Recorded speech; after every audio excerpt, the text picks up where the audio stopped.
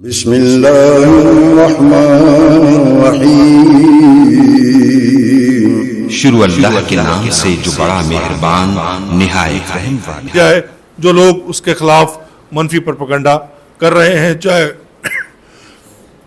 چاہے وہ social media میں کر رہے ہیں، چاہے وہ جس طریقے سے اپنی تقریروں میں کر رہے ہیں۔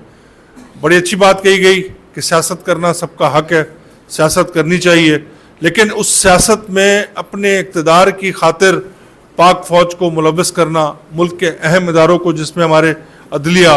اور بھی ادارے شامل ہیں ان کو ملوث کرنا، میں سمجھتا ہوں کہ یہ کوئی سیاست نہیں ہے، یہ ملک سے محبت نہیں ہے بلکہ ملک کے ساتھ دشمنی ہے۔ تو اللہ تعالیٰ ہم سب کو توفیق دے کہ ہم اس ملک کی حفاظت کریں اور اس ملک کی بقا کی خاطر مل کر کام کریں۔ میں ایک دفعہ پھر تمام میڈیا کا، اور یہ بڑی اچھی بات جو ان سب نے یہاں پر اتفاق کیا، قاری صاحب نے اس کا اعلان کیا کہ جمعے کے روز جس یہاں تمام مکاتب فکر کے علماء الحمدللہ موجود ہیں، جو یہاں پر آئے ہیں وہ اپنے طور پہ میسج بھی آگے دیں، جو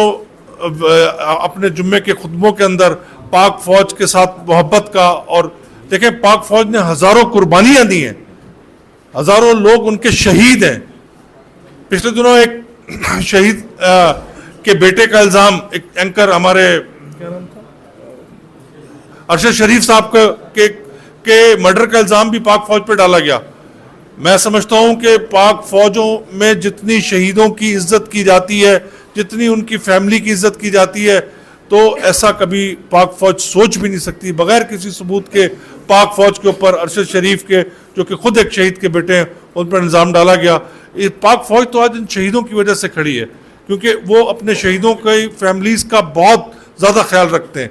تو انشاءاللہ تعالی جمعے کے دن میری آپ سے گزارش ہے، اور یہ سب مل کر اپنے خطبوں کے اندر جہاں اور سب چیزیں بیان کریں گے وہاں 1 سے 2 منٹ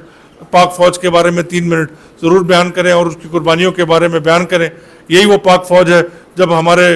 سب کے سب سے مقدس مقام اللہ تعالیٰ کے گھر پر جب حملہ ہوا تو اس پاک فوج نے جا کر ان لوگوں کو وہاں سے مار بھگایا اور ان کو وہاں سے نکالا۔ یہ ایک بہت بڑے اعزاز کی بات ہے۔ اگر اس دعا سے پہلے کوئی کوسچن آنسر کسی نے کرنا ہے تو ہم حاضر ہیں، نہیں تو میں قاری صاحب سے